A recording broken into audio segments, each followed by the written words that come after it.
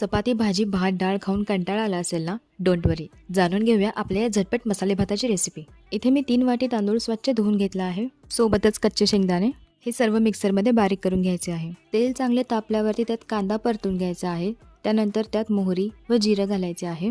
तसेच खडे मसाले घालून छान परतून घ्यायचं आहे. त्यानंतर त्यात टोमॅटो घालून हे सर्व मिश्रण छान भाजून घेऊ.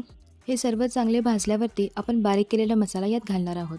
जितका जास्त मसाला तुम्ही भाजून घ्याल तितकीच खमंग टेस्ट या भाताला येते. कोमट पाण्यात भिजवलेले शेंगदाणे घालून हे मिश्रण आपण 5 मिनिटं भाजून घेऊ. या मसाले भाताची चव दुप्पट वाढवण्यासाठी मी येथे वापरणार आहे सरोवर यांचा व्हेज पुलाव मसाला. तुमच्या जवळच्या शॉपमध्ये तुम्हाला मसाला सहजच उपलब्ध होईल. तसेच सरोवरच्या वेबसाईटवरून तुम्ही ऑनलाईन ऑर्डर सुद्धा करू शकता. चवीनुसार मीठ घातल्यानंतर थोडंसं पाणी घालून छान उकळी आल्यावरती आपण यात तांदूळ घालणार आहोत.